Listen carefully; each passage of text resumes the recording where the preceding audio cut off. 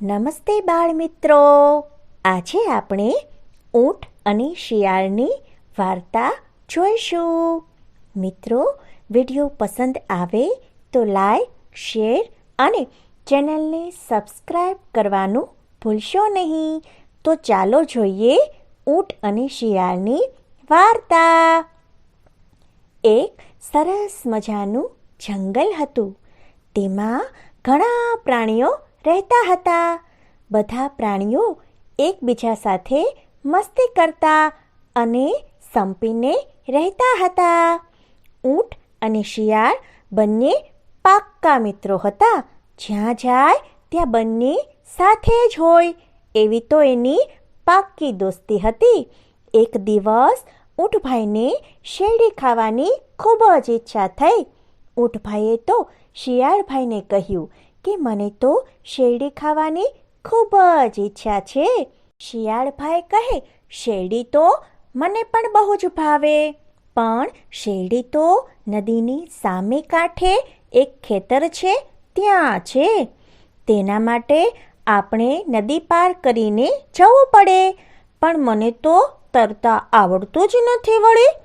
ઊંટભાઈ કહે, અરે તમે જરાય ચિંતા ન કરો, તમે મારી પીઠ ઉપર બેસી જાઓ, હું તમને સામે કાંઠે લઈ જઈશ. શિયાળભાઈ અને ઊંટભાઈ ધીરે ધીરે નદી પાર કરતા કરતા શેરડીના ખેતરમાં પહોંચી જાય છે. ત્યાં જઈને જુએ છે તો ખેતરનો માલિક એવા સસલાભાઈ તો સૂતા હતા. ઊંટભાઈએ શિયાળભાઈને કીધું કે ચૂપચાપ શેરડી ખાઈ લઈએ અને પછી આપણે આપણા જંગલમાં જતા રહીએ. બંને મિત્રો શેરડી ખાવા લાગે છે. શિયાળભાઈ તો પેટ ભરીને શેરડી ખાય છે અને પોતાનું પેટ ભરાઈ જતાં જ તે ઊંટભાઈને કહે છે કે હવે મને ગાવાની ખૂબ જ ઈચ્છા થાય છે. ઊંટભાઈને તો હજી શેરડી ખાવાની બાકી હતી. તેથી ઊંટભાઈએ શિયાળભાઈને કહ્યું, અરે તમે ગાશો નહીં, ખેતરનો માલિક જો જાગી જશે ને તો આપણને બંનેને મારશે. વળી મારે તો હજી શેરડી ખાવાની બાકી છે. પરંતુ શિયાળભાઈએ ઊંટભાઈની વાત ન માની તે ન જ માની અને ગાવાનું શરૂ કરી દીધું. ખેતરનો માલિક અવાજ સાંભળીને આવી પહોંચે છે અને શિયાળભાઈ તો ઝડપથી દોડી શકતા હોવાથી તે ત્યાંથી ઝડપથી ભાગી જાય છે અને ઊંટભાઈ તો બિચારા હળવે હળવે ચાલે. તેથી સસલાભાઈ તેને પકડી લે છે અને ખૂબ જ માર મારે છે. હવે શિયાળભાઈ નદી કાંઠે બેસીને ઊંટભાઈની રાહ જુએ છે, કારણ કે તેને તરતા તો આવડતું જ નથી. ઊંટભાઈ ધીરે ધીરે નદી કાંઠે આવી પહોંચે છે. ઊંટભાઈને જોતાં જ શિયાળભાઈ કહે છે કે ચાલો ને હવે આપણે આપણા જંગલમાં જતા રહીએ.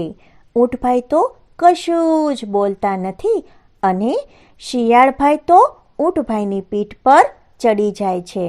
હવે નદી પાર કરતાં કરતાં જ્યારે અધવચ્ચે આવે છે ત્યારે ઊંટભાઈ કહે છે કે મને તો પાણીમાં આળોટવાની ખૂબ જ ઈચ્છા થાય છે.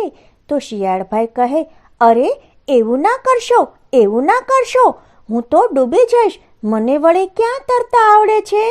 પણ ઊંટભાઈ તો પાણીમાં આળોટવા લાગે છે અને શિયાળભાઈ નદીના પાણીમાં પડી જાય છે અને પાણીના પ્રવાહમાં તણાવા લાગે છે. ઊંટભાઈ મનમાં કહે છે, જેવા સાથે તેવા. મિત્રો, વિડીયો પસંદ આવે તો લાઈક, શેર અને ચેનલને સબસ્ક્રાઈબ કરવાનું ભૂલશો નહીં. આભાર.